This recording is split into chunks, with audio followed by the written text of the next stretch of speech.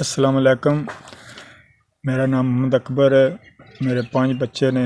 मैं मज़दूरी करने जा रहा था, रास्ते में एक्सीडेंट हुआ है, लत्त त्रों थावां ते टुट गई है। लिहाजा जो कुछ घर बेचा ही मैं अपनी लत्त ला बैठा तो हूँ फिर मजबूर इस तो हो गया। मैं ना किसी को मंग सकना, ना सफेद पोश बंदा मंग सकता नहीं किसी को। तो जो कुछ आई घर बिच वो लत्ते ते ला के अपना इलाज करवाया। हुण दवाई जोगा भी पैसा नहीं है। बच्चों लिए अपनी रोज़ी कमाने जांदा ही पिया।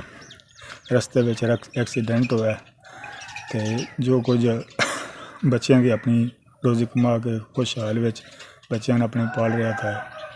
हुण लिहाजा घर में कोई शै नहीं, ना खान पियान वास्ते बच्चों जोगा है, ना ही कोई मतलब इलाज वास्ते। 2 3 4 5 मैं उन्होंने लोगों का बहुत शुक्रिया अदा करना जिन्हें मेरे तक 5000 रुपया मेरी मदद भेजी है। अल्लाह ताला उन्होंने भी ज़िंदगी अता फरमाए और तंदुरुस्ती सेहत अता फरमाए ने। उन्होंने पिछे सानू भी अल्लाह ताला तंदुरुस्ती सेहत अता फरमावे।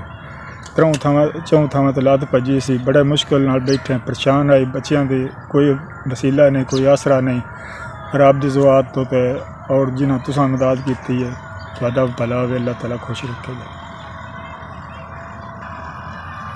मैं फिर अल्लाह उन्होंने शुक्रिया अदा करना जिहड़ा 5000 मेरे तक पहुँचाया ना। ये कोई दवाई इस्तेमाल कर लांदा, कोई बच्चों वास्ते दाल लून ले लांदा ते अपना वक्त पास कर लांदा। सफेद पोश बंदा लिहाजा किसी को मंगने तो दिल नहीं करता। तो कारोबार होना है कोई ना जिया, कोई वसीला नहीं, कोई आसरा नहीं है सवार आप दी ज़ात तो। और तुहां जिन्हें मदद की बहुत बहुत तुहाडा शुक्रिया। अल्लाह ताला खुश रखे।